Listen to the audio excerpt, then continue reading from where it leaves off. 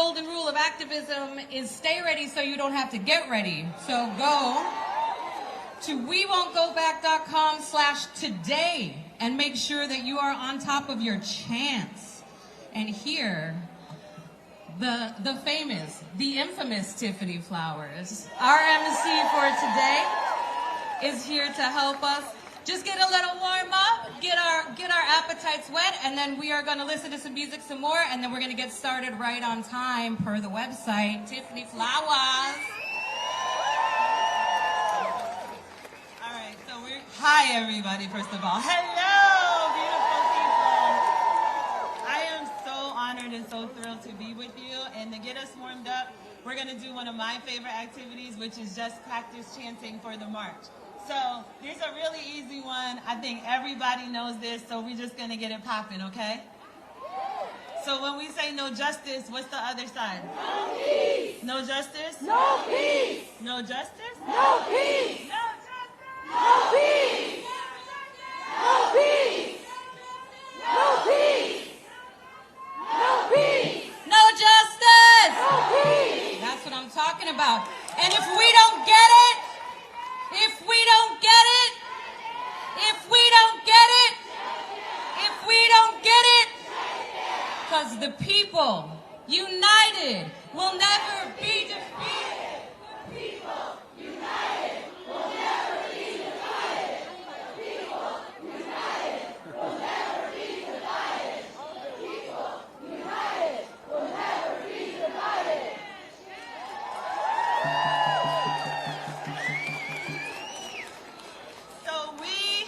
To come out and say hello, take some pictures. I'm gonna come out into the crowd. I would love to collect some selfies with you all, if that's okay. All right, and I want to give a shout out. I know there are two Kathys here from Missouri I met in the hotel lobby, so I want to say hi and thank you for being here. And for everybody from Arizona, from Albuquerque, from California, from Connecticut, Colorado, Mississippi, let's go!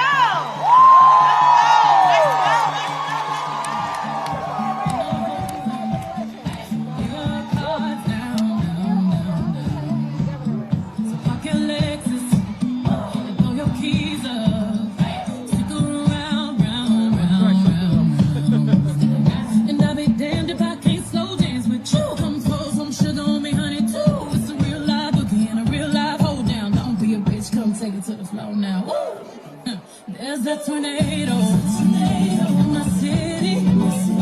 That's the basement. That shit ain't pretty. Rugged whiskey, we surviving. Red cup kisses, sweet redemption, passing time, yeah.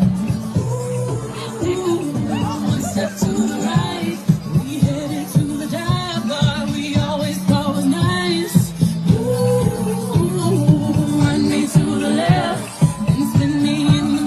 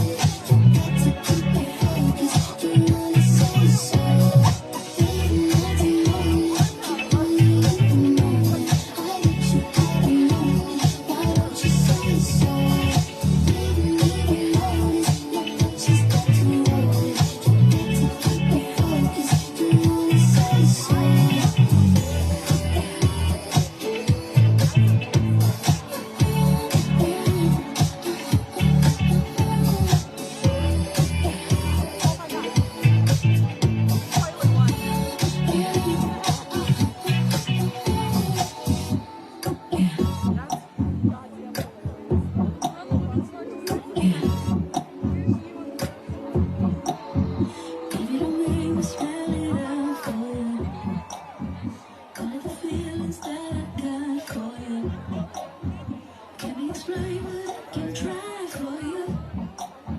Yeah, baby, don't make me spell it out for you. You keep on asking me the same questions, and second guessing all my intentions. She know by the way I use my compression that you got the answers to my confessions. It's like I'm powerful with a little bit of tender and emotional sexual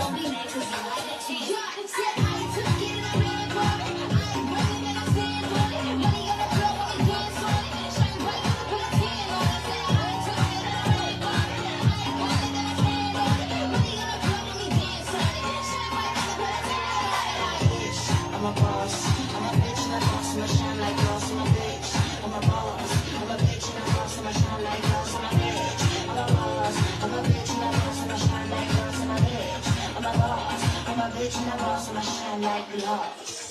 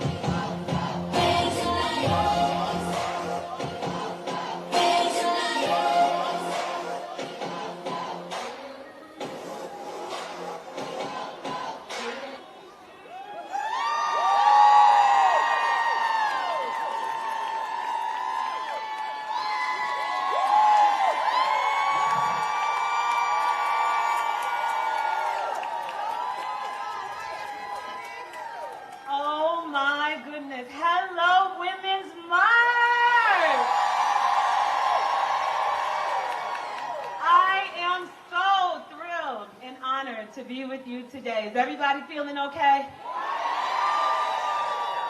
You feeling good? You sure? I'm so glad. So what we did, we started off trying to earn your trust by starting on time. Look at that. It's 4 o'clock. The program is rolling, and we are just thrilled to be here with you today. So my name is Tiffany Flowers. I know some of you from the march, and I know some of you from online, and I know some of you from the front line, and the rest of you, we're just new friends. So hey, besties. So I really want to get us started with the program and the speakers, but before we do, I know that everyone has been standing here, you've been waiting, you're charged up, and I would just like to take one moment to thank you. Thank you very much from the bottom of our hearts. And I'm just going to talk one little nanosecond about our hearts, because I'm thanking you from the bottom of our hearts. And I know that your heart is the reason why you're here today. Your heart led you here. Your heart is driving your work for these next 3 days. Your heart is what has kept you through these very, very trying times. And so from the bottom of my heart, I want to thank you and your heart for being here and remind us that our hearts have always been with us. And they're going to carry us. They're going to carry us through Tuesday, and they're going to carry us beyond. And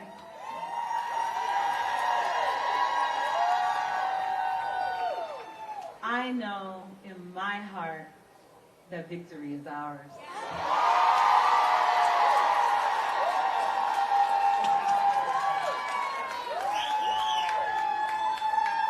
I know it. I feel it. I heard y'all chanting, but before I came out, I got my makeup done for y'all. Wait.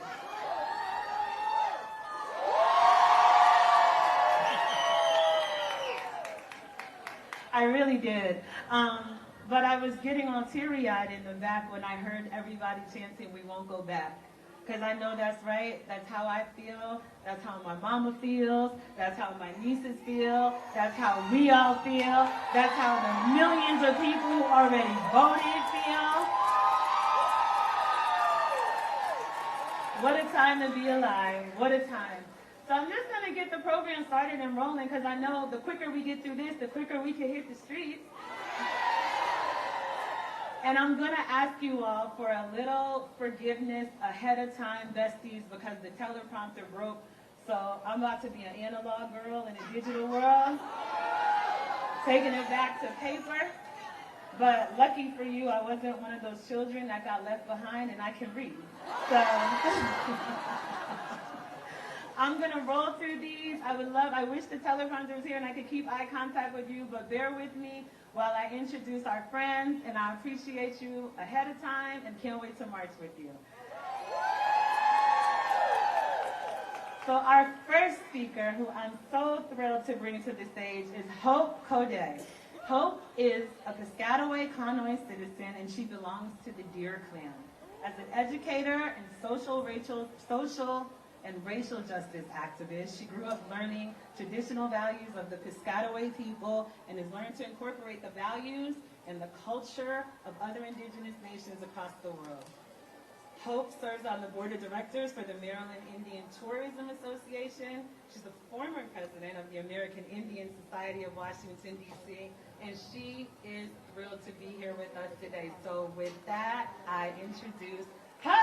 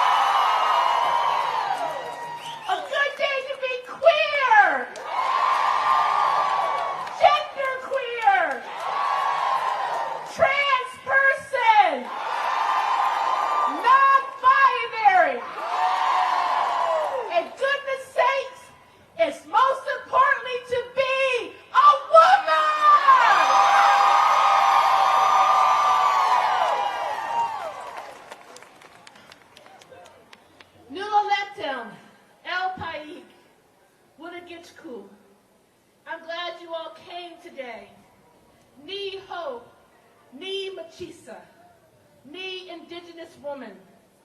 My name is Hope. My native name is Machisa, which means fire starter or sparkle of flame, and I'm here to get this fire started!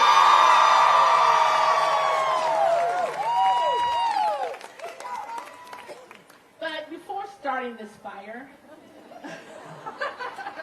there's always something, the protocol. I want to take a moment for a land acknowledgement. A land acknowledgement formally recognizes the historical and continuing connection between indigenous peoples and their native lands. Here for Washington, D.C. is a sample of a land acknowledgement. Washington, D.C. was built on the unceded and stolen land of the Nacotchtank people who were connected to the Piscataway chiefdom. The Nacotchtank are sometimes referred to as the Anacostia. The word Anacostia is the name the colonizers gave to us instead. Nacotchtank means where goods are traded, and it was a trading place for many diverse indigenous peoples. Piscataway means where the waters blend, and Canoe means below the rapids. So we are known as the Piscataway Canoe, people of where the waters blend below the rapids. The Piscataway people are still here. Indigenous people across Turtle Island are still here. And we are not going anywhere. Thank you to the Women's March for continuing the dialogue to honor the ancestors and descendants of all indigenous peoples who are the original and current stewards of these lands, water, flora, fauna across present-day North, South, Central America, which includes the Caribbean.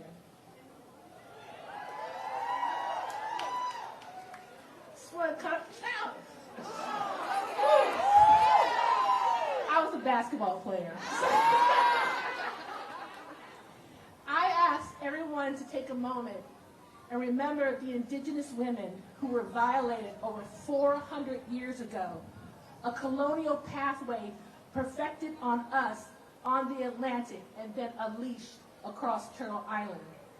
These violations still exist. However, they now include women worldwide. Before colonization, Native American women were highly respected, and they had significant roles in their nations. Incidents of rape and other forms of violence against women were generally uncommon in indigenous societies and were met with severe consequences when they did occur. Most Native American nations followed the mother's lineage. We were a matrilineal society. Unlike the patriarchy of the colonizers. Indigenous women had the right to sovereignty, especially over their lives, bodies, and with economic independence in marriage and roles in tribal authority. An example of tribal authorities is that tribes had clan mothers, as with the Haudenosaunee Confederacy. And the clan mothers participated in the nominations and removal of chiefs. Non-Native women learn a great deal from the Native American women's rich history and experience in governance and autonomy. And for example, I don't know if you all knew this, and I just found this out a couple of days ago. The leader of the women's suffrage, Jocelyn Gate, was inspired by the role of the women in the Haudenosaunee Confederacy. And she said, "Never was justice more perfect, never was civilization higher."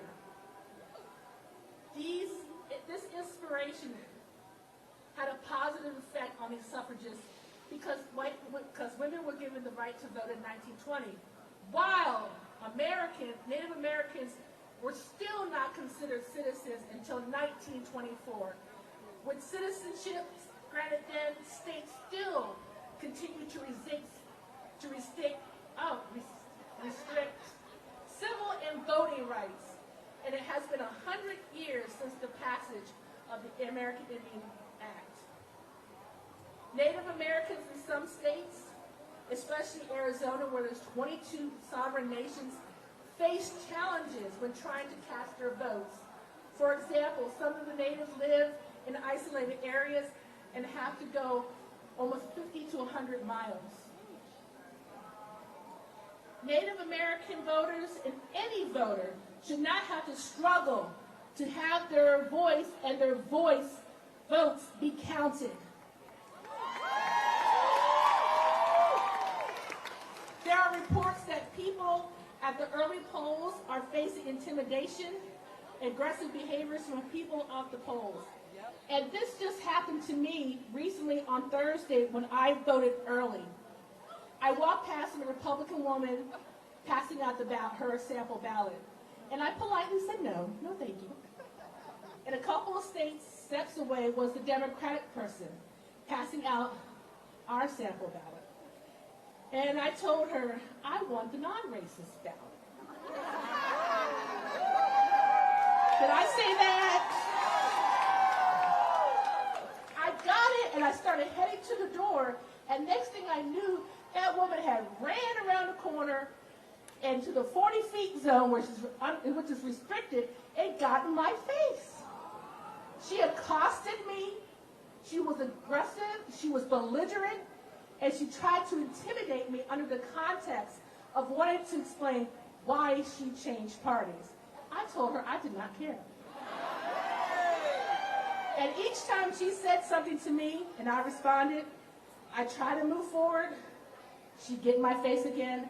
She was like a dog with a bone.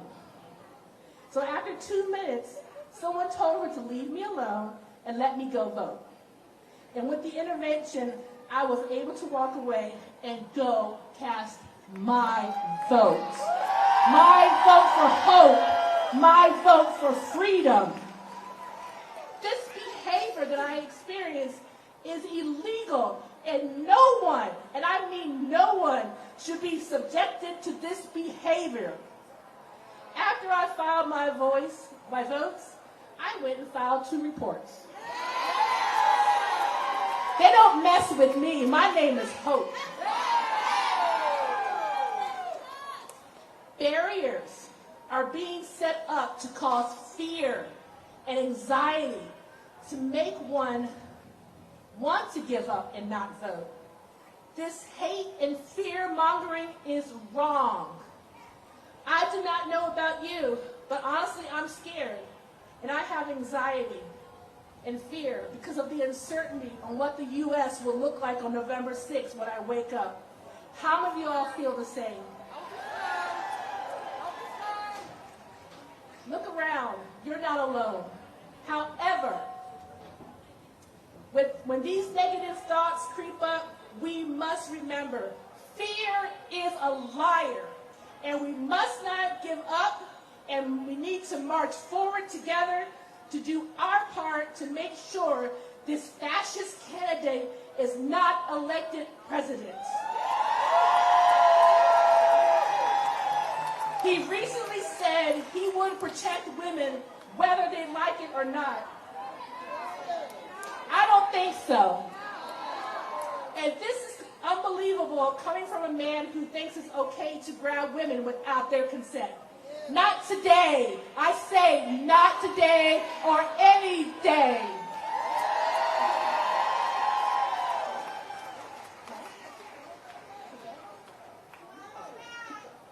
Our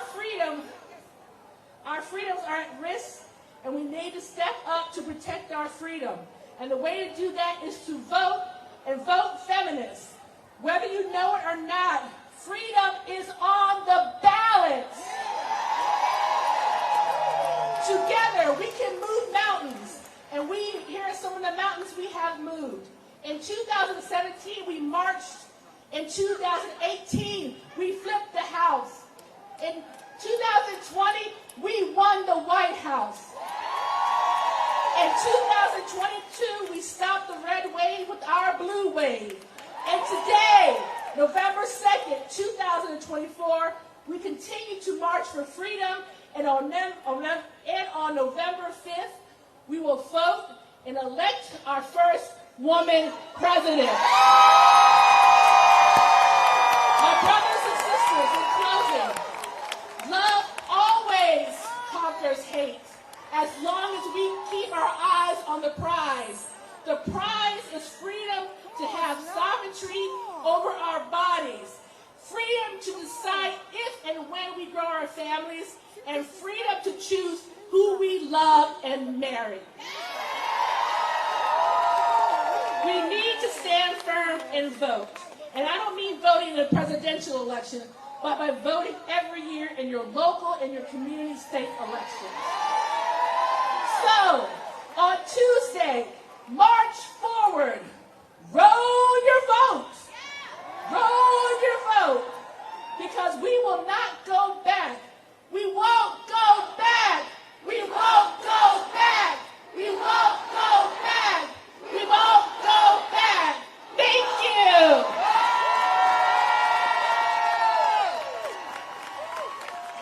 Thank you, Hope. Also, I forgot when I first came out to give a special shout out to DJ Clamazon. DJ Clamazon. Thank you so much. You kept it rocking. You kept us going. And our next speaker to keep the program going is Frankie. Frankie Seaborn. Frankie. I'm a little shorter than Hope. There we go. Frankie Seaborn is the program manager and lead organizer of the Ida B. Free Pillar of Harriet's Wildest Dreams. For those of you who aren't familiar with Washington, D.C., we're so blessed to have them as a community organization, always standing up, always fighting for what's right. Hope is a third-generation Washingtonian. Hope is a mom. Hope is a guy. Oh, sorry. Frankie. Thank you. Frankie. I'm sorry. Frankie is a god. Frankie is a hero. Frankie is a mother of two, and Frankie's on her way to the stage. Frankie!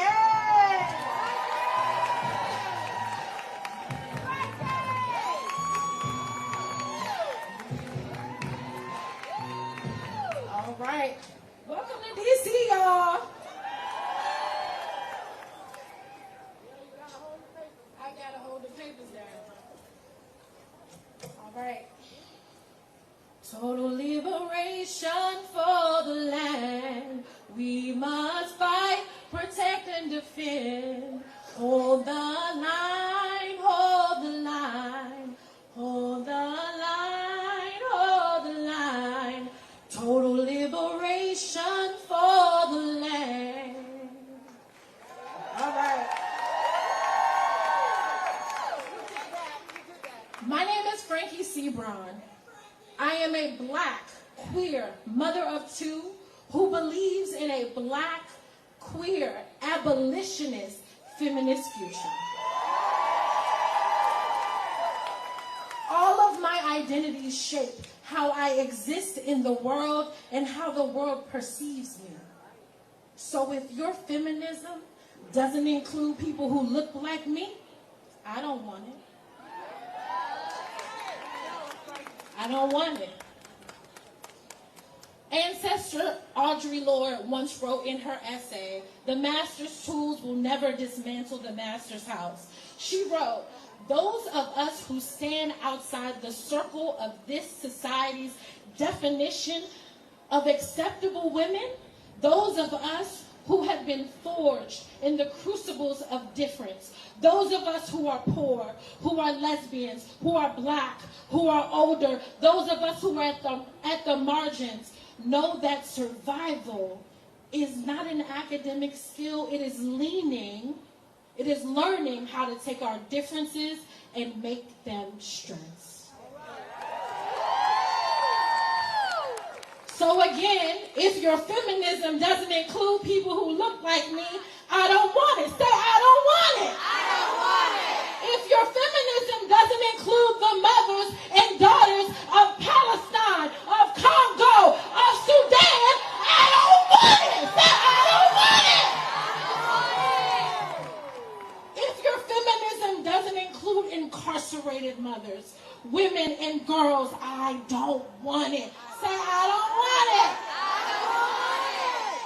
If it doesn't include femmes and gender expansive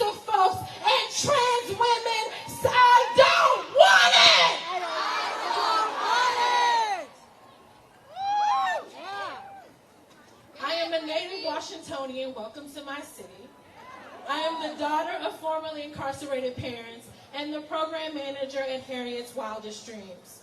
We are a Black abolitionist community defense hub fighting for all Black lives at risk of state-sanctioned violence. Every single Black life that has been put at risk by systems that perpetuate harm rather than provide safety. Rolling back bodily autonomy is state-sanctioned violence. Anti-trans legislation is state-sanctioned violence. Genocide is state-sanctioned violence. Signed, sealed, and delivered with American tax dollars, and to that we say shame! We say shame! Because again, if your feminism doesn't include the mothers and daughters of the global majority, then I don't want it. State-sanctioned violence is mass incarceration. It's police brutality. It's the exploitative practices of prison labor. It is poverty wages that deny workers a living wage. It is the ultra-wealthy who benefit from tax cuts. It is the continued denial of affordable housing and the rising prices of necessities and the blatant disregard for climate change, y'all. These are not abstract issues. These are real forms of violence that affect our lives. They are forces that keep Black, queer, disabled, and other marginalized communities from true liberation. So today, I seek to build across lines of difference. A call to action for all of you here today, for you to know that our liberation is tied to one another.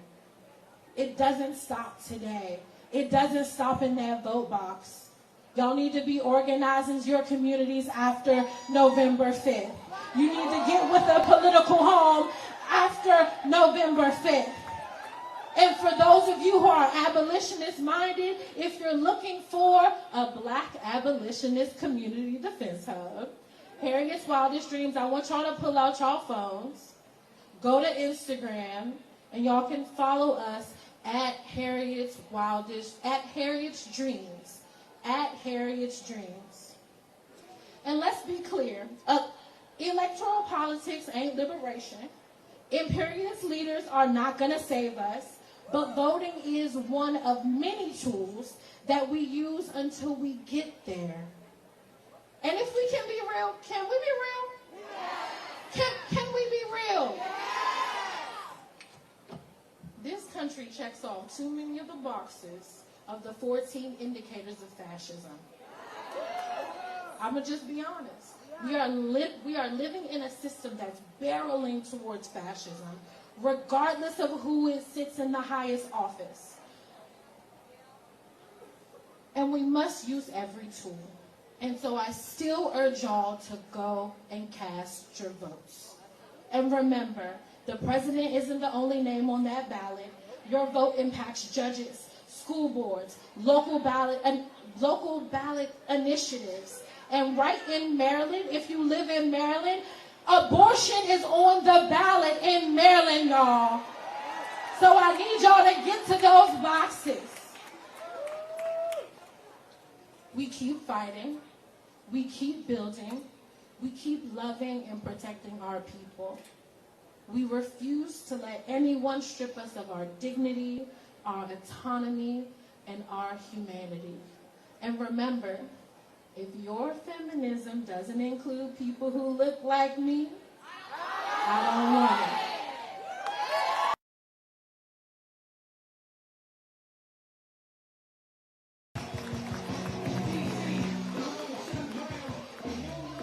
All right. Thank you. Thank you very much. Up next, a real treat, a real friend of the program, a real God and a real hero. Raquel Willis is an award-winning author and media strategist dedicated to collective liberation, especially for Black trans folks. She's the co-founder of the Gender Liberation Movement and an executive producer with iHeartMedia's first ever LGBTQ+ podcast network, Outspoken. Raquel actually hosts 2 podcast series, After Lives and Queer Chronicles. She's also the author of The Risk It Takes to Bloom on Life and Liberation, which was published via St. Martin's Press in November of 2023 to critical acclaim. Raquel served as the Grand Marshal for NYC Pride in 2024, and we're so happy that she's here!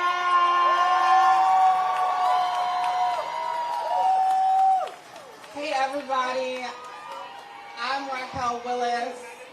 I am a Black trans woman from Augusta, Georgia. I am glad to be back on the stage. I was at the first Women's March, and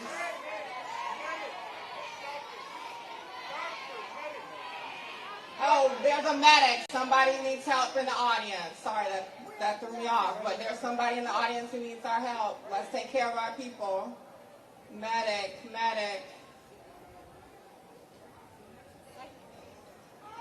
We got some amazing people who made this possible today. They're going to take care of our fam. So give some encouragement. We take care of our people, right? Can you say it? We take care of our people. We take care of our people. Awesome. Okay, I think we got some medics over there. They're figuring it out. All right. So I was saying I'm a Black trans woman from the South, and I'm proud to be here. I am a believer in gender liberation. Do y'all believe in gender liberation? Can you say, I believe in gender liberation? I believe in gender liberation. All right. So y'all, we are in a fight as we go into Election Day, right? And we have many more fights to continue past Election Day. So I want us to be thinking expansively about what we have to do at the ballot box and what we have to do beyond.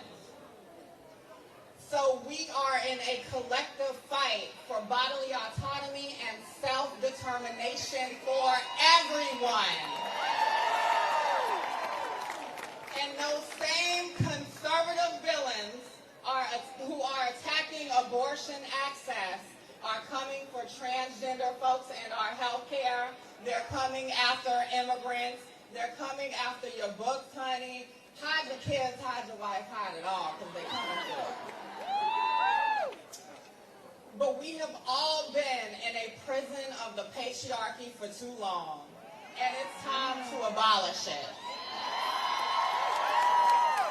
So this fight for gender liberation is for cis folks and non-binary folks, intersex folks and trans folks, for the mothers and all the parents, for the childless cat ladies, and the ladies, and the childless cat gentlemen and gentle thems, and for all of the men and masculine folk, because they are also in that prison of patriarchy, right? And a lot of folks in our progressive posse will make a lot of decisions about their ballots. But first of all, we got to make sure that we dump Trump. Yeah. Are you invested in dumping Trump? Yeah. And are we going to dump fascism? Yeah. And once we dump fascism here, we have to make sure that we dump fascism abroad. So we need to dump Netanyahu too. And we can throw them in the back of that garbage truck that he was driving looking a damn mess. But seriously, we are also going to have to heal as a progressive movement for gender liberation. Whether you have voted or are voting for Harris or third party or you're too disillusioned, we have work to do.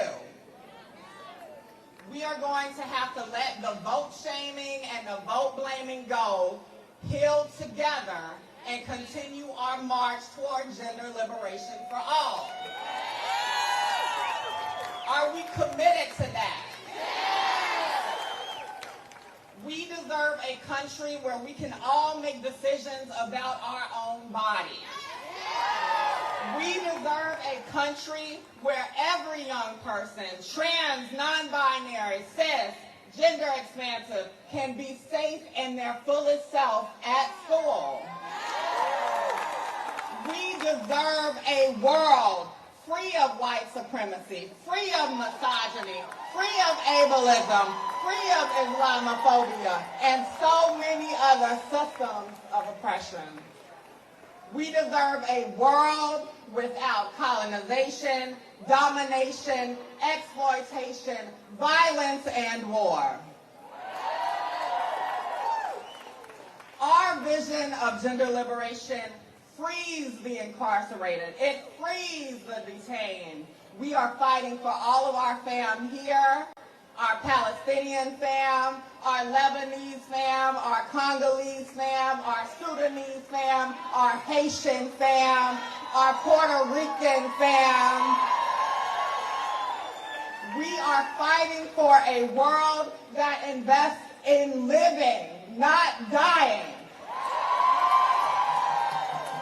So can you say, gender liberation now?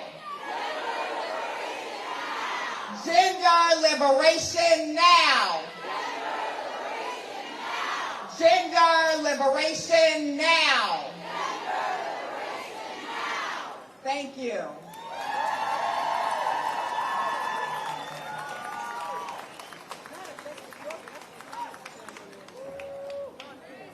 One more time for Raquel Willis, everybody. Amazing. So next, this feels really special introduction. The young lady coming out is Alea Eastman. And Alea is a 2019 graduate of Marjorie Stoneman Douglas High School in Parkland, Florida. And on February 14th of 2018, Alea was in the third classroom targeted by a gunman who took the lives of 17 students and staff members. In the wake of this tragedy, Alea has dedicated her life to preventing gun violence in America. She's been particularly vocal about the chronic gun violence affecting Black youth, a cause that resonates deeply with her due to the tragic loss of her uncle who was shot and killed in Brooklyn. So Women's March family, let's open our hearts and give Alea a lot of love, welcoming her to the stage.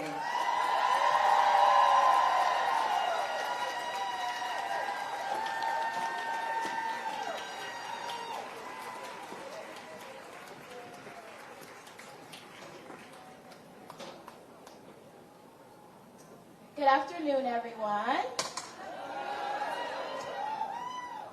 My name is Alea Eastman. I am here today as a woman. A young 23-year-old Trinidadian American woman who is sick.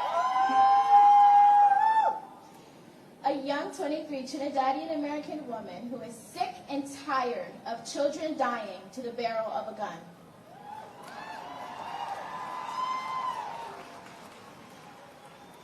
I am also here as a child survivor of this violence.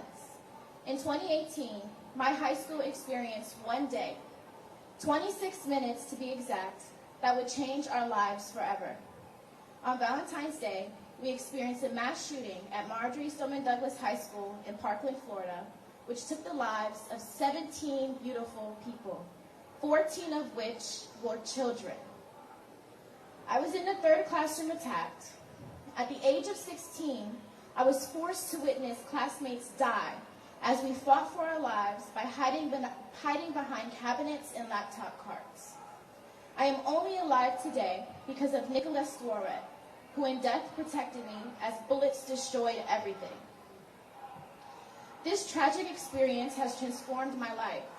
I have dedicated my life to ending this violence since 2018. After the shooting, I co-founded Team Enough, which is a youth-led gun violence prevention initiative of the Brady Campaign, the country's oldest gun violence prevention organization.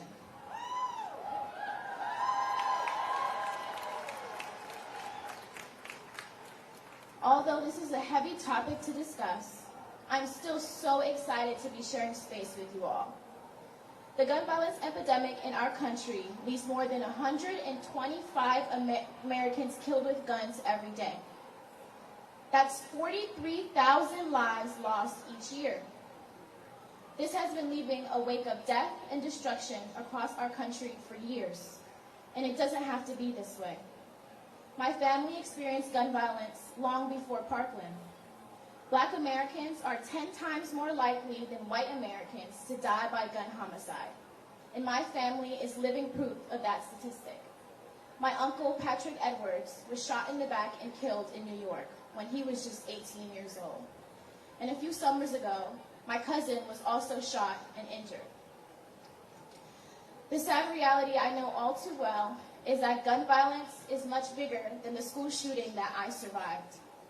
It comes in many shapes and forms, and systemic racism has meant that Black and brown Americans have long faced the brunt of this public health crisis. But after Parkland, I made the decision to make sure no kid, family, or community has to experience what I experienced. That's why I started working with Brady and helped create Team Enough, which started as a small group of youth survivors like me, has grown into 50 chapters today.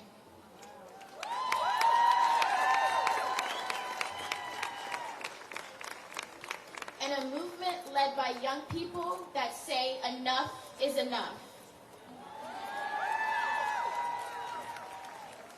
Together, myself and other survivors of Team Enough are helping educate and advocate for gun safety solutions right here in Washington, D.C. and across the country. We know that gun violence in America isn't about mass shootings only. We're making sure that not only all our schools are safe, but we're also centering racial justice to make sure Black and brown communities don't continue to face gun violence at drastically higher rates. Gun violence means preventing suicide and domestic violence and championing LGBTQIA+ equity and trans rights. It means saying enough is enough to all our policy failures and systemic inequities that put us all at risk at being shot and killed. This election day isn't just about politics, it's about survival. Our lives literally depend on what happens at the ballot box. Gun violence is the #1 cause of death for youth in America. Now say that again.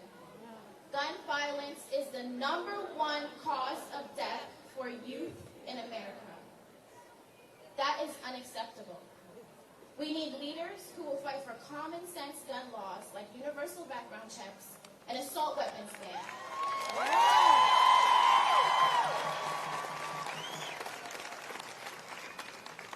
Leaders who understand what we mean when we say enough is enough.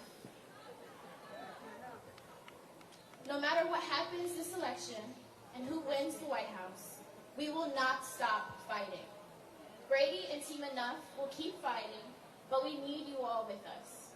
Right now, I want everyone to take out their phones and text enough to 86689 or visit bradyunited.org to join our movement. That's enough to 86689. We need you in this fight no matter what happens on Tuesday. Together, we can vote out NRA-bought politicians. We can keep building a future where every person is safe from violence, no matter who they are or where they come from.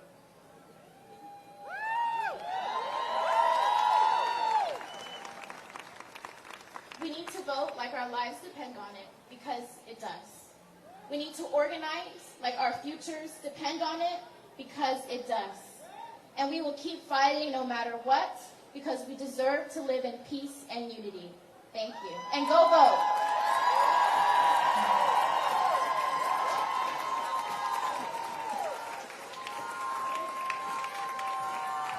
All right. Thank you so much, Alea. So my mom is backstage, and she said that I needed to tell everybody, you've been standing up too long, you should bend your knees. So, Mom, come here. Come here, Mom. And so to bend our knees, we're just going to take a little dance break to Beyonce. A little Break My Soul dance break. Bend your knees. Let's go. We're just standing too long. Let's go. Break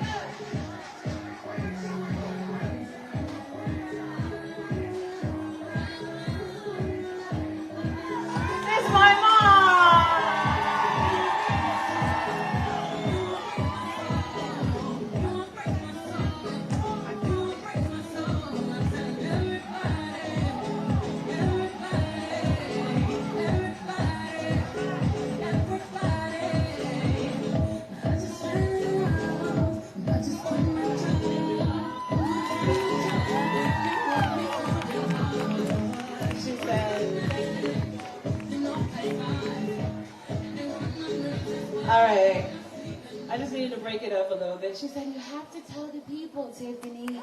So now I told you all. So up next, we have Fanny Gomez-Lugo. Fanny Gomez-Lugo uses she, her pronouns and is a queer feminist. Venezuelan lawyer with over 16 years experience in advocacy, litigation, movement building, and teaching in the fields of international human rights law, reproductive rights, sexual rights, and LGBTQI+ rights. She's the Senior Director of Research and Advocacy Programs at WEC, an adjunct professor of law at Georgetown University Law Center, and an expert in asylum cases in the U.S. for LGBTQI+ people. And we are blessed to have her in the house. So please welcome Fanny.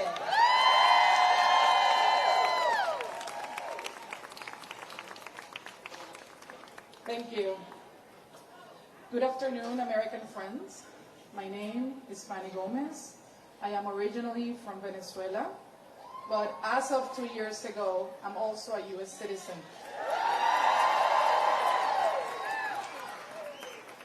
I am proud and excited to be able to vote for the first time in the United States in this election.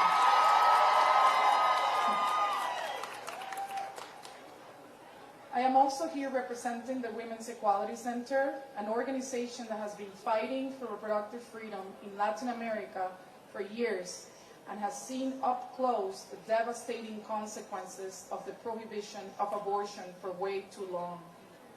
Just like Amber Thurman and Candy Miller in Georgia and Josely Barnica in Texas, thousands of young mothers have died from preventable death from laws that treat women as disposable, all because of an ideology. We also have seen thousands of cases like Esperancita, a 15-year-old girl from the Dominican Republic who died because she had cancer but was pregnant and doctors refused her treatment in light of the total abortion ban in the Dominican Republic. I'm sending an abrazo apretado para la señora Rosa. We're here also mourning Nevaeh Crane, who was only 14 years old in Texas, but who died because of the Texas abortion ban. This is why, on behalf of our Latin American sisters, we come here to say, we stand in solidarity with our American sisters and to tell you, we wear green as a symbol of our reproductive freedom.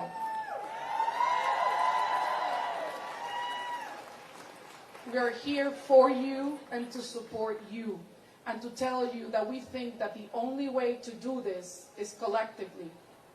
I also came here to say that know that regardless of what happens on Tuesday, we need to continue fighting to gut this society from fascism and extremism that are now prevalent everywhere.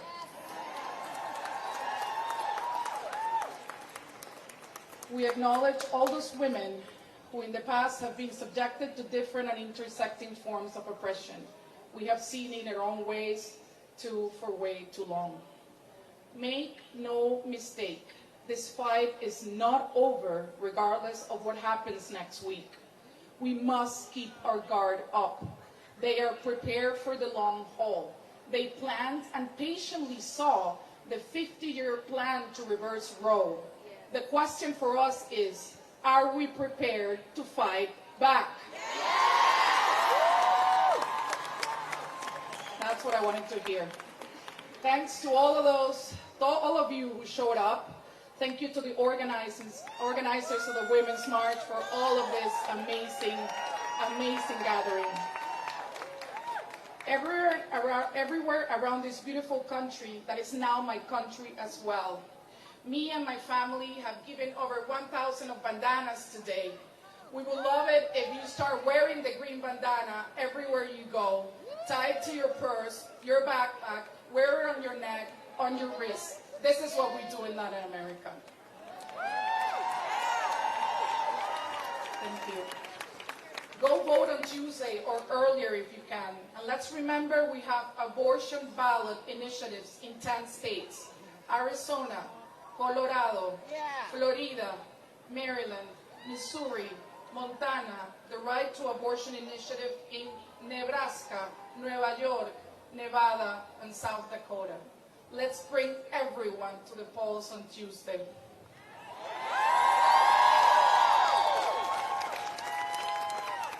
I don't know if you noticed, but I try to do my states in Spanish pronunciation to see if you got it. I'm glad you did. In Latin America, we say abortion is freedom. Can you repeat with me? Abortion is freedom. Abortion is freedom. Last time. Abortion is freedom. And reproductive freedom is life. Muchas gracias.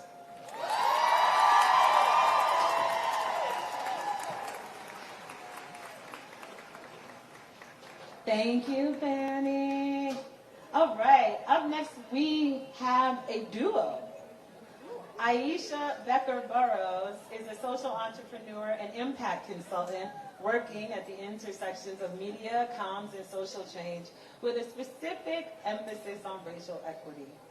Kai Polanco is an influential media entrepreneur and co-founder of Feminist, along with Aisha, and a social-first nonprofit media company.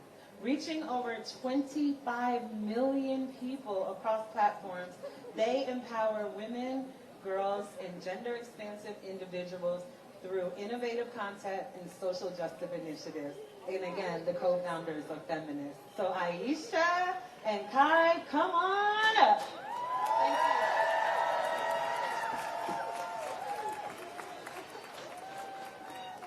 Hey everyone, good afternoon. There are so many beautiful faces here, wow. Thank you all for joining us in this fight. We seriously can't do it alone, it takes all of us. We are the co-founders and co-executive directors of Feminist. I'm Kai. And I'm Aisha. And we are committed to fighting for equity and equality for all. Our feminist movement must be international, intergenerational, intersectional, and intentional. And when I say my body, you say... And when I say my voice, you say my vote, you say my voice. My vote. My voice. My vote. My voice. We're here because we won't go back. We're fighting for a bodily autonomy for all. We're voting for the many people who did not have the chance to vote in this election because of Trump's extreme abortion bans. People who lost their lives. Amber Thurman, Candy Miller, Josely Barnica, Nevaeh Crane. These are just a few of the names of the people we know who have lost their lives to the abortion bans. And we are exercising our choice at the ballot all the way down the ballot. We are all representatives of our communities. Communities of women with dreams, girls with futures, mothers with love, grandmothers with wisdom, caregivers, survivors, sisters, siblings, brothers, fathers. These are our communities. Here is how you can hold your community accountable right now. Do you know 3 people? Do you know 3 people? Okay, pull out your phone. I want to see phones in the crowd right now. See a couple phones, see a few phones. Okay, I'm seeing more phones. Now text those 3 people and say this. Do you have a voting plan? Super simple. Do you have a voting plan? And then follow up with iwillvote.com. That has everything they need. And why I'm saying to do this is because we need to make sure that our communities show up to the polls. Every person we know who is eligible to vote needs to have their voice represented in this election. And whether we win is going to come down to our loved ones voting. It's up to us to get everyone out there. So iwillvote.com. Text it right now. Now, do all of that, and remember that this fight does not end at the ballot box. I'll admit, I'm not a natural-born optimist, and because of that, I'm going to keep it real with y'all today. The landscape we're facing is dire, And we know that. That's why we're here, right? We're witnessing healthcare bans that strip away access to gender-affirming medical care, abortion restrictions in 41 states, 13 of them with total abortion bans. Boo. And education restrictions that seek to stoke fear and weaken our critical thinking skills, making us easier to control. Women, especially women of color, are dying because of these restrictions. This is a fight for our collective bodily autonomy, for gender liberation, and unfortunately, our bodies have become a battleground. Our lives, so many lives, are at stake, truly. But here's where the optimism comes in. We have power. Look around. We've shown it. Yeah, that's right. Cheer for that. We've shown it in our organizing calls, in our fundraising for various campaigns, and in conversations with our loved ones, our neighbors, or even our Uber drivers. We put signs on our lawns or windows and adorned our cars with bumper stickers and knocked on doors. And I've spoken to Black organizers on the ground in Atlanta, knocking on doors in neighborhoods that most people have forgotten about or are too afraid to visit. I know I've marched in solidarity, making our voices heard, and organized alongside some of the incredible organizers here today. And let's not forget the incredible work being done by abortion providers on the ground in states like Florida with the 6-week abortion ban, who are working tirelessly right now to enshrine abortion on the ballot. Vote Prop 4 for anyone in Florida. And there's organizations like ours that are telling our stories. These stories despite the increased censorship. And here's the thing, I don't want this energy to wane. It needs to evolve into something that lasts. Remember this feeling. Let's channel this same passion into the fight for gender liberation and bodily autonomy. The presidential election only comes every 4 years. And from where I'm standing, by that time, it will be entirely too late. We need to show up at the ballot box and keep the momentum going. This fight goes beyond just who's in office. It's about our collective future. We are the community. We are the people. And no matter what happens, we got us. So join me in this chant. Who got us? We got us. Who got us? We got us.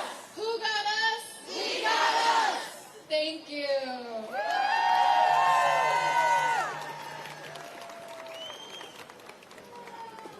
Who got us?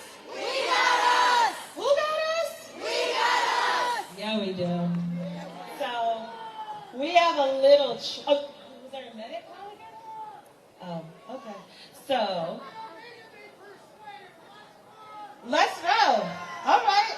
So what we have up next, friends, is a true treat. You may know her from the internet. You may know her from taking it to the board. I'm going to go ahead and use one of her taglines. She's not Hannibal Lecter, but she stays eating the girls up. Baby, it's the one, the only Ray Shonda. Come on, girl.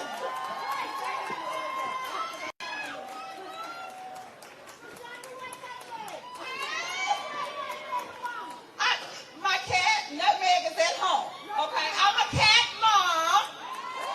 Shout out to my cat ladies and my cat dad. You all look so good. Listen, it's really very simple. He cannot. That's the answer. He cannot. Whatever happens, he can't. So listen, I'm going to share this with you all. On July 29th, 1981, my mother was being rushed to the hospital as I was drowning inside of her. She had an emergency C-section, and I had to be on a machine for about a week. Fast forward to me being rushed to the hospital at 20 years old, giving birth to twins prematurely on my birthday. My God. One of them was breech, and the other's heart rate was dropping. Again, I was not listened to in the hospital because remember, women are just getting their rights. And because of that, we're not going back. Okay? We're not.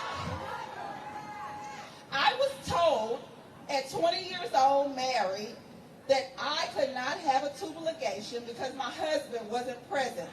That was in Mississippi in 2001. Okay? 2003, I had my last child, and I said, if you do not tie my tubes, I'm going to get an ice cream scooper and a safety pin and do the shit myself.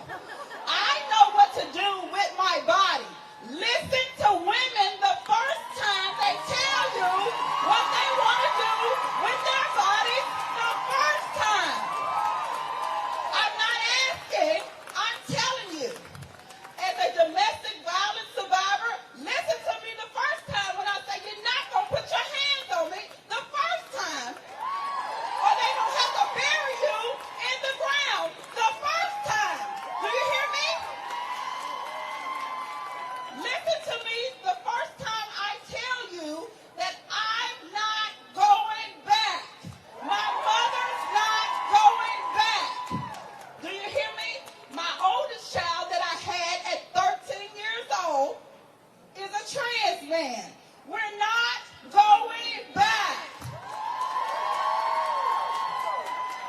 I served this country in the United States Army for 7 years as a veteran. I'm telling you, I'm not going back.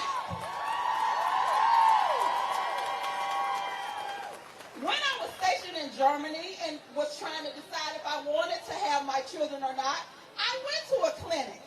Why? Because that is my choice. I decide what I do with my body. Now, my twins were born because I made the decision to have my children. That is the decision for me and my doctor. My doctor should not have to be debating over his job or my life, or her job or my life, or their job or my life. This is my body. I do what I want with it. If I want to spin upside down and slide my inside out corn purse up and down, that's my business. It's my body.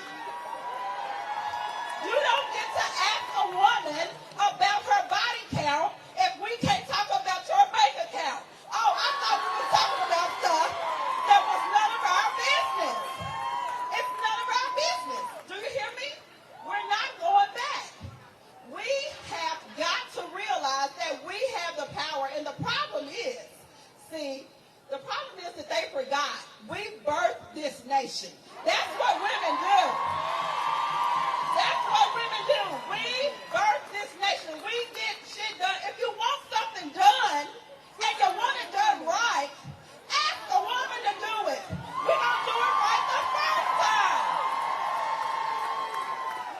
I want you all to know something today as we head out. Keep this in your mind and keep it in your back pocket.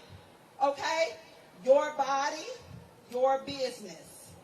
Your body, your business. Okay? And somebody asks you, say it's really very simple. This is your business. This is my business. If you're over here in my business, who's minding your business? Stay out of my business. Do you hear me? I love you all. I hope you have a great day. Let's get this shit done.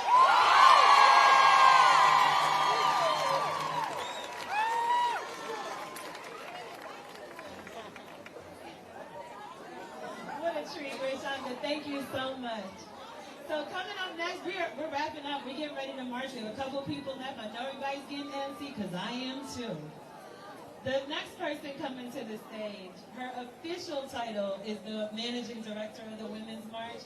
But when you're standing in a place like this and you're organized and you're safe and there's bathrooms and security and translators and people like me who get recruited, it's because of people like Tamika Middleton, who works at the Women's March every single day.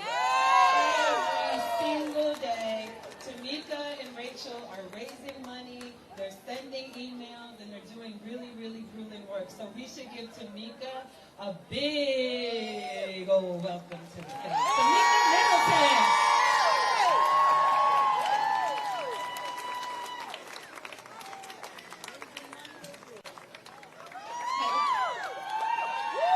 Hey, y'all.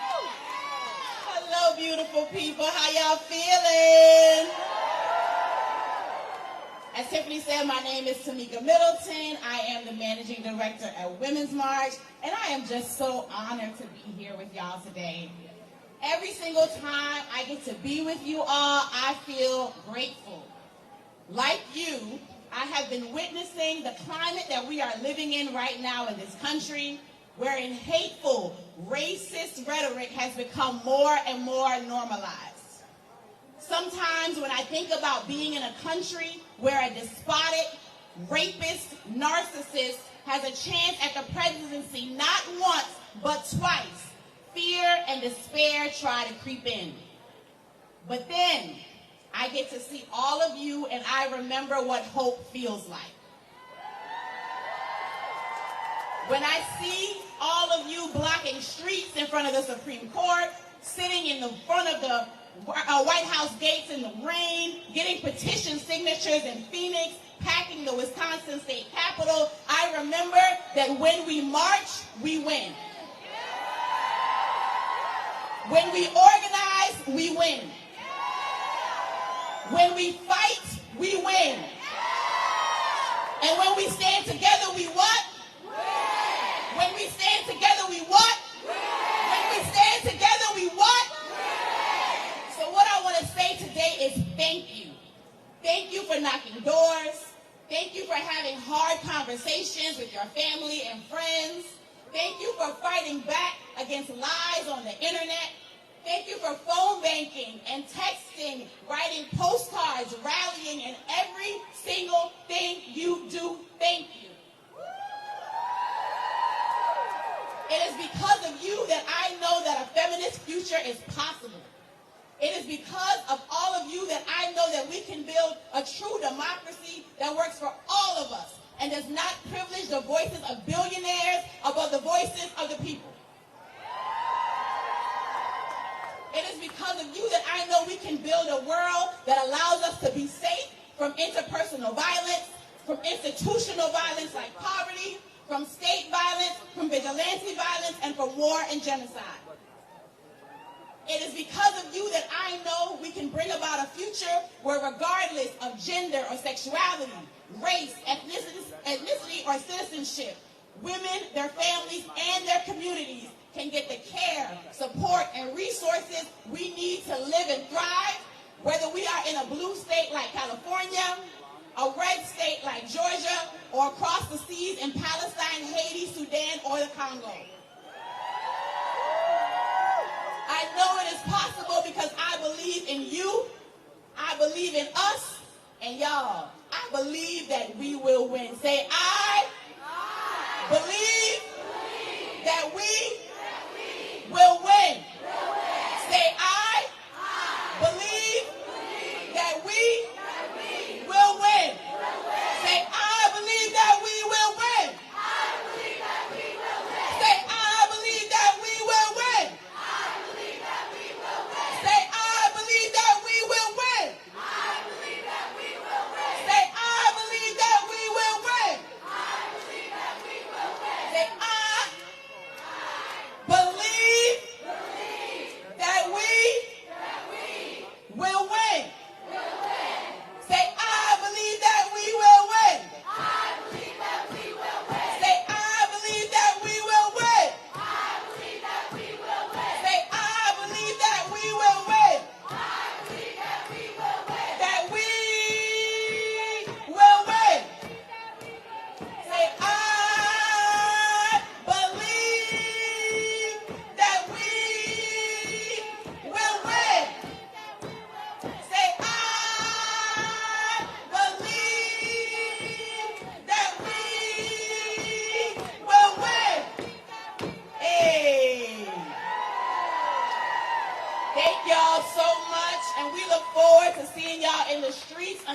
are living in our feminist future.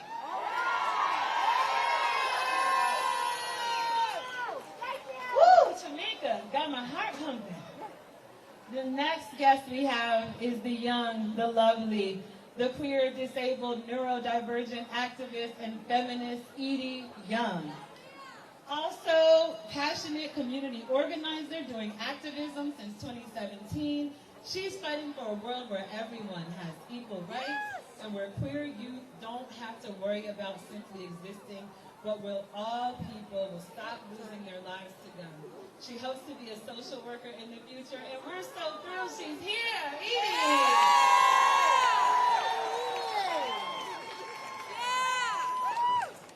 Even with the ongoing negativity and the ongoing fight for women's rights, I'm proud to be a woman and proud to be here fighting with all of you. I'm proud to show this world that women aren't going anywhere and that we will fight till we have rights. We are powerful, and we won't let people continue to think it's okay to control our bodies or shame us out for having abortions because it's murder to them.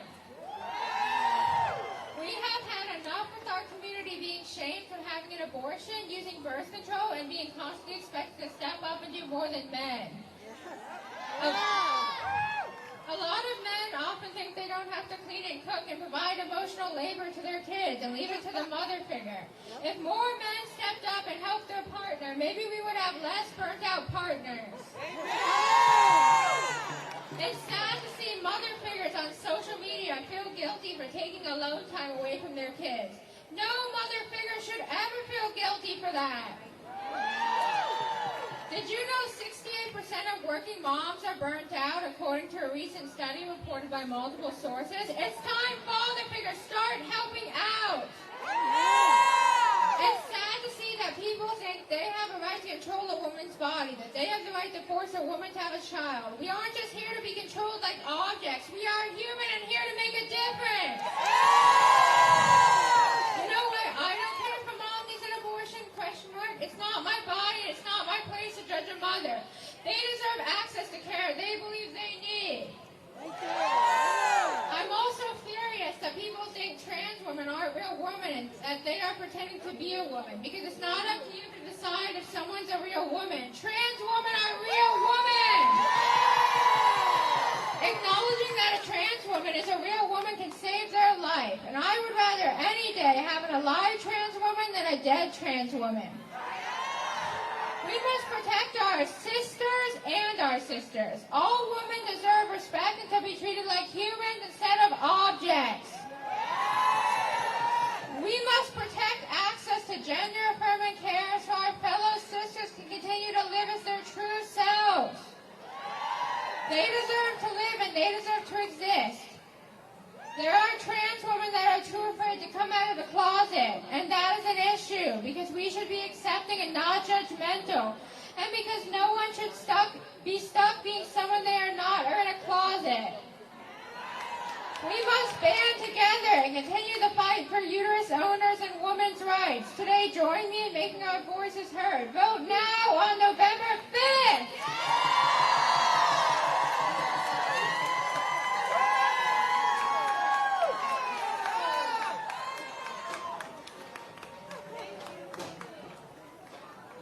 All right, our next guest is a real super duper superstar, Gloria Allred.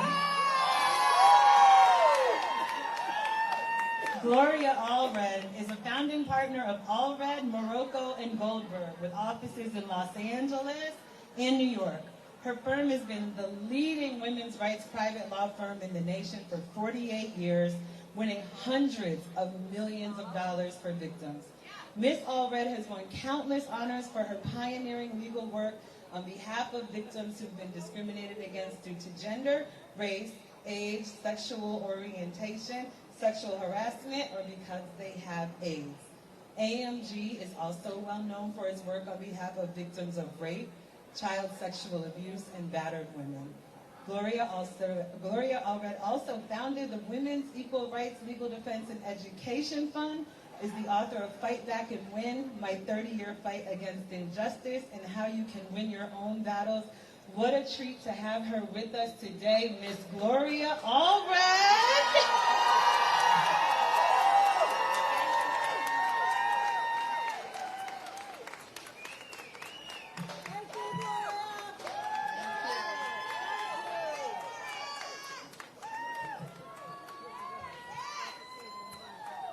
Sisters and brothers and others, are you fired up and ready to vote? And let's give a round of applause to those who have already voted.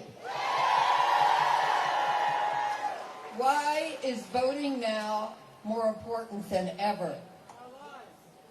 Because our lives and the lives of our daughters and our mothers and our sisters and our aunts and teenage girls whom we have never met are on the line. Do you agree? I know, because I remember when I was in my 20s and a single mother, and I was just a teacher, most important job, by the way, of all. I took a vacation and went to Mexico, and there I was raped. When I went back to California, I found that I was pregnant, and to my shock, because I didn't know anything about law or politics, I learned that it was a crime in California for anyone to assist a doctor or nurse in an abortion. And so I, like many women at that time in the 60s, got an abortion. It was a crime for anyone to assist me, so it wasn't a doctor or a nurse. It was somebody who did it for the money. And I ended up, like many women, in a bathtub, hemorrhaging and almost bleeding to death. Somehow I got to the hospital, and there, although they couldn't do abortions in the hospital, they could try to save a woman who was bleeding to death from an illegal abortion. And when I was there, with 106 fever and packed in ice, an anti-choice nurse said to me, "Gloria, I hope you've learned a lesson." And as I say in my Netflix documentary, Seeing All Red, if you want to see empowered women, to look at my clients in that documentary. But the nurse said, "Gloria, I hope you've learned a lesson." And I have news for the nurse. I did learn a lesson. That abortion should be safe, legal, affordable, available.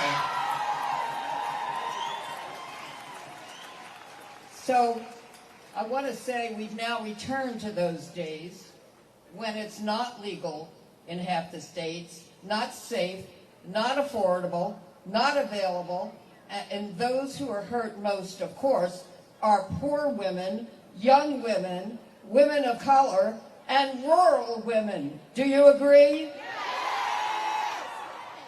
Your vote matters because Donald Trump, if elected, wants to ban reproductive choice nationwide, even in states like California and New York, where abortion is legal and safe. So are we willing to go back to the days when women like me almost died from unsafe and illegal abortions? Are we willing to tolerate laws today in many states where women are being investigated, prosecuted, and in some states convicted after they had a miscarriage? Are we going back to that? We won't go back. Let me hear you. We won't go back. We won't go back. We won't go back. Are we willing to let pregnant women who want to give birth bleed out in hospital parking lots because they are infected with sepsis, having to wait too long to go back in the hospital? Are we willing to see that again? No! Because doctors are afraid to care for them, because the doctors may be wrongfully prosecuted and convicted if they help to save a woman's life. Are we going to go back? No! And here is what else we will not tolerate. This week, Donald Trump stated that he wanted to, quote, protect women, end quote, and he would do it whether women liked it or not. Do you like it? I have a message for former President Trump, who knows me well, by the way. We don't believe you that you want to protect women. You did not protect us when you nominated 3 justices to the U.S. Supreme Court who overturned Roe v. Wade and returned the issue to the states, which passed restrictive laws and endangered the lives of women and girls, putting them at risk of bodily harm or death. You did not protect us from your Supreme Court justices who have hinted that they will outlaw birth control and perhaps IVF and the rights of racial minorities and those who are gay, lesbian, transgender. Do you believe he will protect you? No! You did not protect us, Mr. Trump, when you stated that women should be punished for having an abortion. Do you believe he will protect you? No! And you did not protect women when you sexually assaulted them. Do you agree? Yes! No, Mr. Trump, we won't go back. And we will not vote for a man who bullies and disrespects women. Instead, we know our voice is our power, and our power is in our vote. We will vote for a woman who truly supports women and girls, Kamala Harris.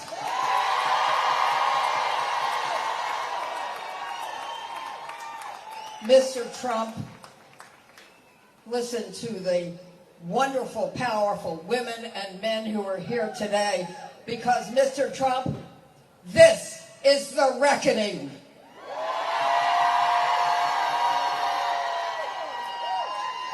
I am going to ask all of those who are here today and those who are at home listening, say after me, we will resist. We will resist. We will insist. We will insist. We will persist. We will persist.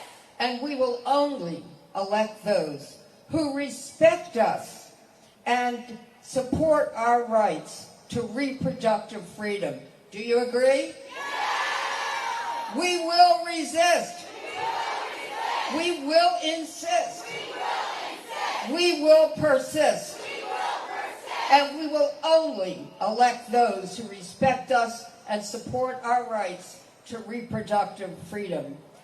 Just remember.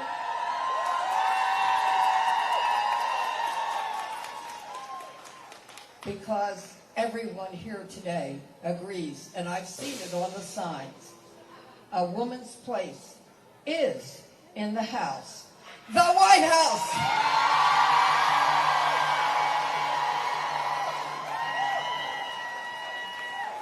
And Mr. Trump, you will not be there, but we will see you in court.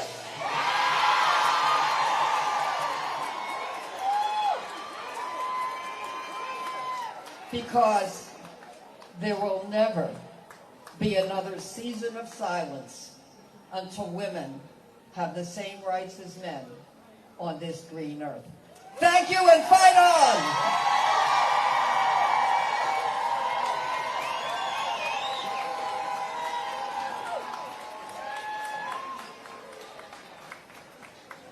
All right, friends, we're winding down. It's Monica Simpson up next.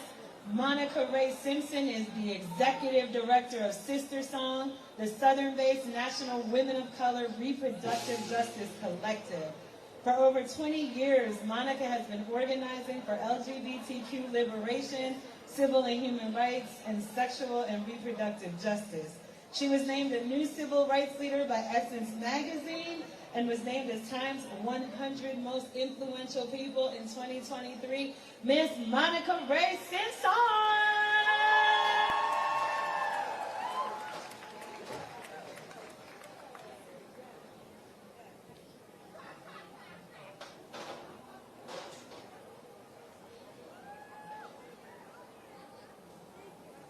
Oh, freedom. Oh,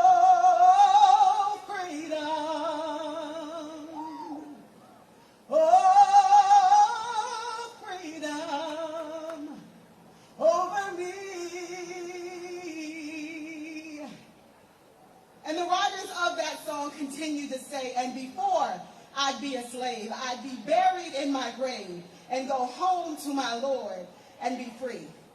See, the songwriters of this freedom song, y'all, made it clear that our freedom is a non-negotiable. And I feel that more than ever in this moment in history.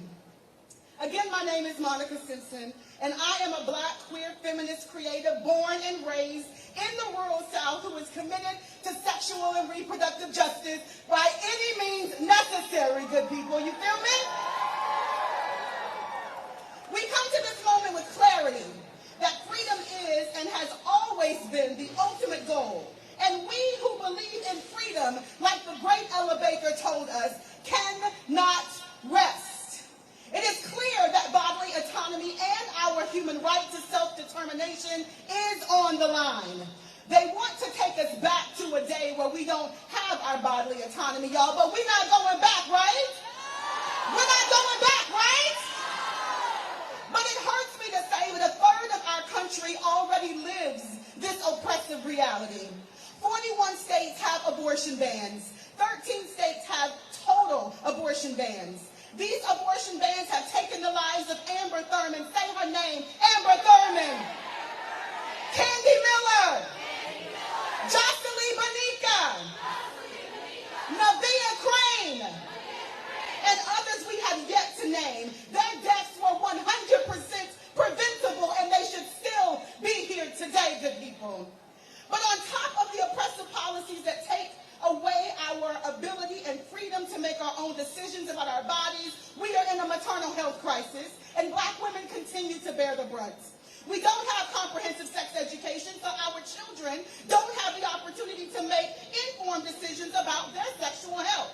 And queer and transphobia and violence is taking too many lives, y'all. Our discernment for truth and justice must be strong because the misinformation and the lies flow constantly. And our opposition is ruthless and relentless in their quest to retain power. But we told them something 30 years ago, y'all.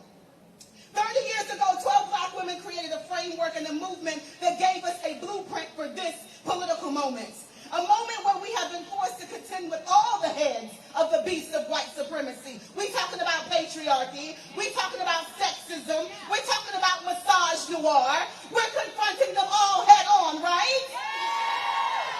This is a moment where we are all fighting for much more than abortion access, but the opportunity to live our full, free lives. And these 12 Black women gave us the framework of reproductive justice, the human right to bodily autonomy, to have the children that we want in the ways that we want, to prevent and end pregnancies without shame, but with dignity, and to parent our children in safe environments. I mean, we want that, right? That's what I'm talking about. Y'all better talk to me. I'm a Black church girl. Y'all gotta talk back to me. All right? But then in 2010, y'all, at the height of what the media deemed a war on women, Black reproductive justice leaders created Trust Black Women. Can y'all say Trust Black Women? They did this as a direct response to racist anti-abortionists pushing their hateful propaganda on our community. But Black women also knew that this was only the beginning, because Black women, we got historical receipts, right? Y'all know that Black women have been the backbone for every movement in this country, right? Y'all know that Black women have been telling us since the beginning of time that we are going to control our own fertility. We're going to control what we need for our communities, right? Okay, I just want to make sure that y'all knew that in this crowd. But they knew that the attacks on abortion were the open door for them to bring more attacks on all of our issues and our leadership. So the propaganda turned into legislation. The legislation turned into court cases. Court cases turned into the Supreme Court battles that ultimately reversed Roe v. Wade, voting rights, affirmative action, and they're not stopping until we stop them. Are y'all ready to stop them?